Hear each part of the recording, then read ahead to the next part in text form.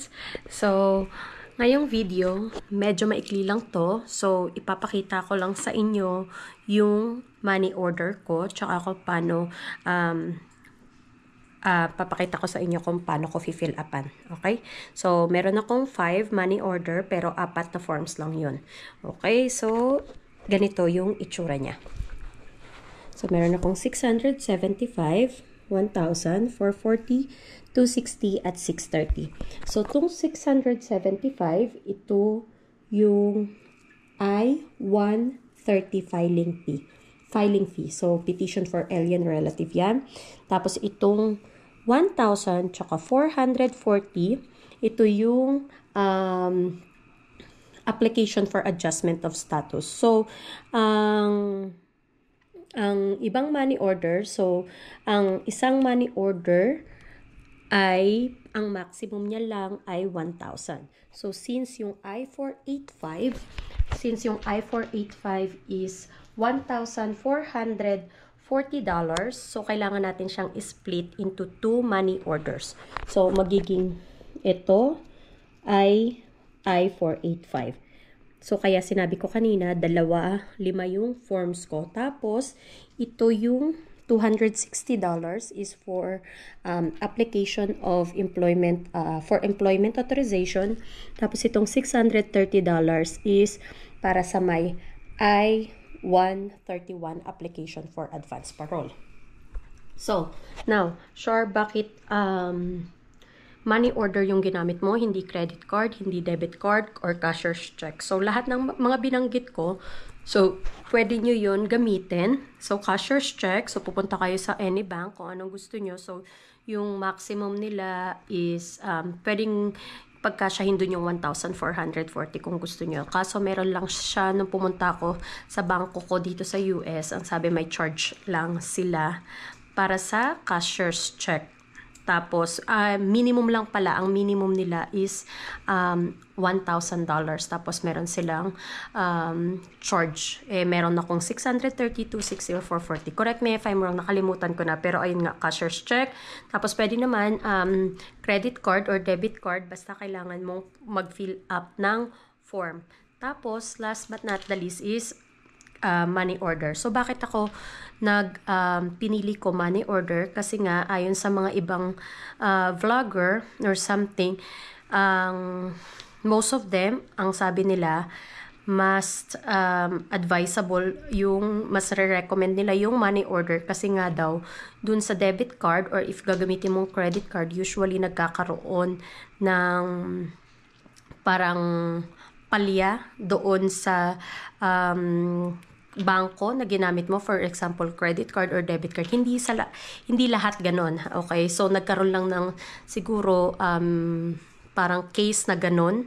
So, kaya tawag dito, kaya ang ina-advise nila is money order. So, actually sa akin, nung tinry kong magpasa gamit ang bangko ko, dito sa US, tapos magpasa ng pera ng $1,000 to Philippines, so sending money. So, finlag yun ng bangko ko, tapos hindi siya na-push.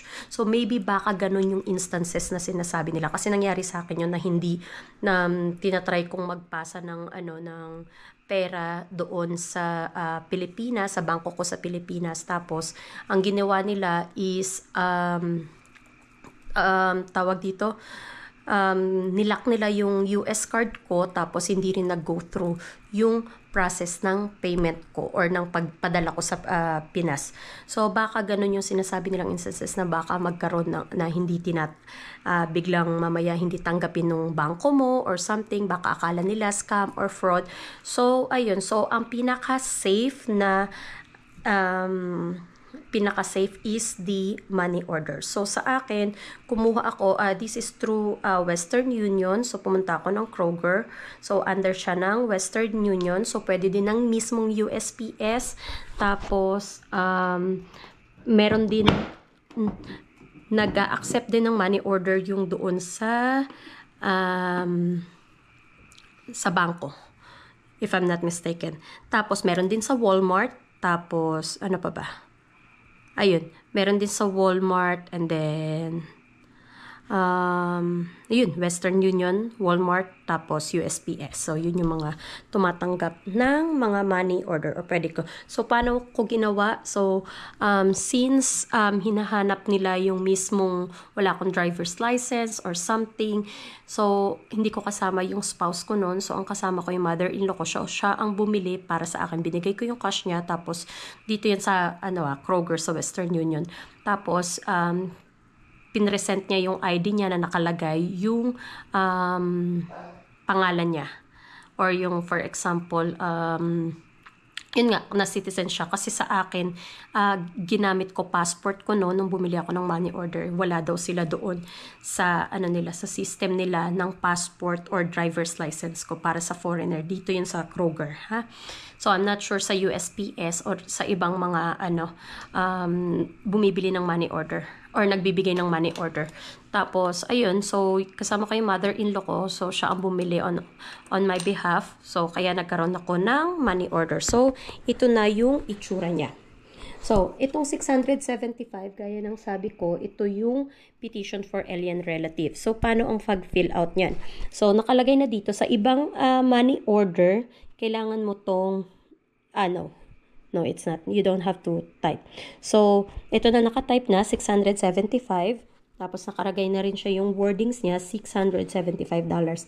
Now, pay to the order of, so dapat ang nakalagay dyan is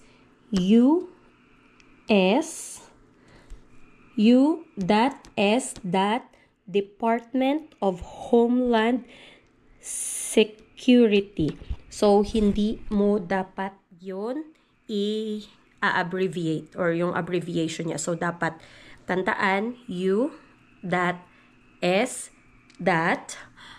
Department of Homeland Security. So, ganun dapat yung pagkakasulat niya. So, next is, so, okay, nasulatan ko na siya. Tatakpan ko lang yung ito. Okay, so parang ganito. So, medyo malabo. US Department of Homeland Security. So, dapat ganun yung pagkakasulat. Hindi mo siya i-abbreviate. So, now, let's move on dito sa, yun yung, dun mo ilalagay siya sa pay to the order of. Tapos, kung nakikita nyo, purchaser's address. So, kung ano yung address nyo or mailing address. Okay? Tapos, yung payment for or account number. So, sa akin, ang nilagay ko is, for example, itong 675, isusulat mo form I-130. So, alam nila na itong 675 ay para sa form I-130 and then beside is your name. For example, Jane Doe. Your full name, ilalagay mo dito. Tapos dito, purchaser signature is just your signature only. So, once again, yung payment for or account number is same lang to sa ibang memo, sa ibang money order ang nakalagay dito, memo. Pero dito ang nakalagay sa Western Union or Kroger, ang nakalagay is payment for or account number. So, lalagay mo lang once again, form I-130 para sa 675 and then your full name right here and then purchaser signature is yung signature mo. Alright? So, magiging ganun yung ang itsura. So, naghanap ako ng sample ng mga money order. So, this is how it looks like. So, ganyan ang itsura niya. So, money order samples from different vendors. So, ito yung sa USPS. And then, sa Walmart. Tapos, ito yung sa Western Union money order. Okay? So, ilalagay ko to. Siguro maglalagay ako ng screenshot kung paano yung money order sample. So, para alam nyo kung paano fill upan. Pero yung sa akin, kung kukuha kayo sa Kroger, tapos yun yung process ko at ganun din. Kasi dito sa sample na ipapakita ko, walang nakalagay dun na Kroger. So, pero though Western Union siya, pero at least, diba, pinakita ko na. Tapos, aside from that, meron tong kasamang ganito. So, in example pala sa akin, sa sample ko na din para hindi kayo magpanic. Bakit? So, nung binigay sa akin yung money order, ganito siya. Dalawa. Okay? So, itong part na to, tatanggalin mo to. Tapos, pag tinanggal mo, keep this as your copy. It says here is money order receipt. It's non-negotiable. So, once again, so receipt mo to, it means na para matrack mo. So, nandito yung tracking number or parang scan this code, visit to submit money order or refund request, etc. etc. So, actually nagtanong ako kasi doon sa Kroger, sabi ko first time kong mag-purchase ng money order. So, paano kung hindi ko magamit to? Just in case ba, you know, syempre lagi kasi akong nag-think ng advance. So, sabi ko, paano kung hindi ko magamit ko?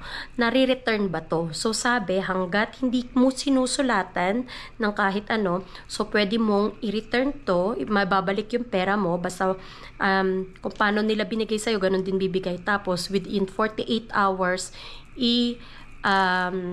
so, 2 days, ibibigay nila, i-refund nila yung pera mo. So, basta wala pang sulat, wala pang punit, at ganito lang siya buo kung paano nila binigay sa'yo. Tapos, kunyari, hindi mo gagamitin or parang, I don't know what happened. So, ayun, pwede mong ibalik tong money order. So, ayun. So, hack lang kung magtanong. So, ayun lang yung natanong ko. So, I hope you guys learned. So, maya-maya, aayusin ko na yung packet ko. So, gagawa ko ng another video for that. So, bye for now. Don't forget to like, subscribe, and comment down below kung meron kayong questions. Bye!